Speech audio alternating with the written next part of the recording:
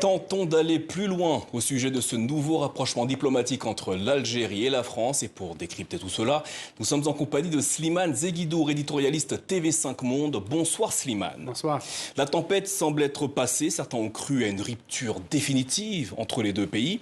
Comment qualifier la séquence du jour? Apaisement ou réconciliation? Pragmatisme d'abord. Pragmatisme. Les deux leaderships ont compris qu'après des mois de critiques véhémentes, d'articles, d'une propagande par rapport à la presse, c'était d'une certaine manière impossible que quelqu'un en ressorte gagnant. Et c'était d'ailleurs mené en France principalement par Bruno Retailleau, le ministre de l'Intérieur. En Algérie, les officiels ne sont absolument pas du tout intervenus. C'est surtout la presse proche du pouvoir qui mettait la grosse artillerie quotidienne sur la France, notamment sur la période coloniale ou sur la classe politique actuelle. Ce n'était pas très, très glorieux des deux côtés, d'une certaine manière. Et il a fallu que les deux chefs d'État interviennent pour que l'affaire, le dossier France-Algérie, revienne sur les rails. C'est l'intervention des deux chefs d'État qui a permis de dénouer la crise? Absolument. Ça a commencé par une déclaration d'Emmanuel Macron depuis Lisbonne, où il avait déclaré, l'air de rien, que les affaires avec l'Algérie ne se règlent pas par des mises en demeure, qui plus est devant la presse. C'est une affaire qui se règle au plus haut sommet. Ce à quoi le président Tebboune, pour la première fois depuis des mois, était sorti de sa réserve pour dire que pour lui, tout ce qui se disait en France sur l'Algérie ne le concernait pas et que pour lui, il y a, je ne cite qu'un seul repère, c'est le président de la République et son ministre des Affaires étrangères. Dont acte, les deux ministres des Affaires étrangères des deux pays se sont rencontrés aujourd'hui à Alger et comme le disait Jean-Noël Barrot, tout a été mis sur la table. Alors Jean-Noël Barrot, justement le chef de la diplomatie française, a annoncé, je cite, une nouvelle phase pour les relations entre la France et l'Algérie. Que faut-il comprendre au sujet de cette formule? Une nouvelle phase, c'est-à-dire qu'on passe l'éponge sur les turbulences de ces derniers temps et que là, tout va se régler dans la discussion transparente, rigoureuse, dossier contre dossier, argument contre argument, comme cela se fait dans la diplomatie depuis toujours. Donc, encore une fois, on revient à la diplomatie. Néanmoins, Slimane, plusieurs sujets de discorde demeurent entre Alger et Paris. Exemple avec la position française, la nouvelle position française au sujet du dossier du Sahara occidental. Comment les deux pays vont-ils surmonter ce sujet ultra sensible? Oui, alors, il y a celui-là, mais d'abord, d'un point de vue français, il y a l'affaire des OQTF, qui sont des centaines, que l'Algérie n'a toujours pas repris. Et c'est un dossier qui, du point de vue de l'État français, est un dossier sérieux et légitime, d'une certaine manière. Donc là, les Algériens ont leur propre argumentation.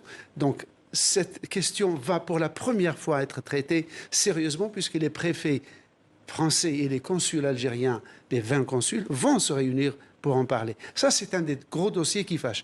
Le deuxième dossier qui fâche, c'est celui des visas. La France a réduit de moitié la délivrance de visas pour les Algériens. Et vous savez que pour les Algériens, un visa pour la France, ce n'est pas seulement un visa touristique, c'est un visa familial pour rencontrer les cousins, les épouses, les brus, les gendres, etc.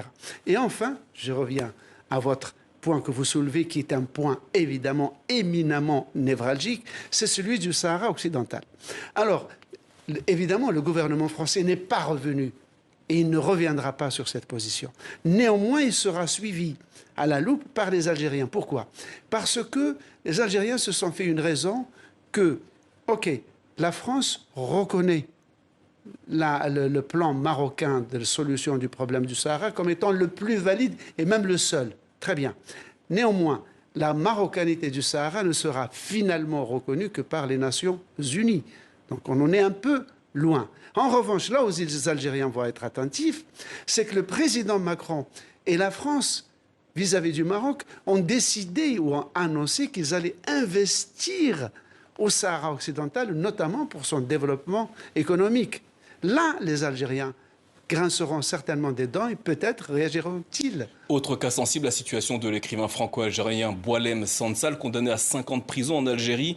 Le nouveau rapprochement entre Paris et Alger pourrait-il lui être bénéfique dans les prochaines semaines, prochains mois? Raisonnablement, oui, parce qu'aujourd'hui, dans sa conférence de presse à la sortie de son entretien avec le président Abdelmadjid Tebboune, Jean-Noël Barrot a cité le cas de Boualem Sansal. Il a dit qu'il espérait un geste humanitaire. Je pense que la mention de Boualem Sansal dans la conférence de presse de Jean-Noël Barrot a été négociée avec les Algériens et que si les Algériens ont accepté que le ministre en fasse mention, c'est que cette mention ne pouvait pas ne pas être suivie d'effet. Enfin, donc il y aura une libération de Boualem Sansal. Quand? Personne ne le sait, mais elle aura lieu. Enfin, Slimane, un homme s'était distingué lors de cette crise entre Paris et Alger. C'est le ministre de l'Intérieur en France, Bruno Retailleau. Ce nouveau rapprochement entre Paris et Alger est-il un échec de sa méthode de monter en tension? C'est en tout cas un désaveu sur le choix de la méthode.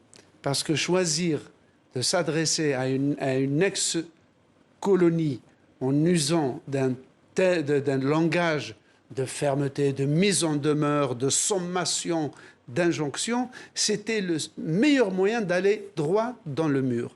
Donc c'est un désaveu sur le choix de la méthode et c'est un désaveu aussi sur le choix d'un dossier qui relève de son collègue des Affaires étrangères et au final du président de la République et non pas de lui en tant que ministre de l'Intérieur, lequel était par contre tout à fait dans son droit de poser la question très sérieuse des OQTF, c'est-à-dire des Algériens obligés de quitter le territoire français pour regagner leur pays d'origine. Slimane Zeguidour, merci pour cet éclairage au sujet des relations entre l'Algérie et la France.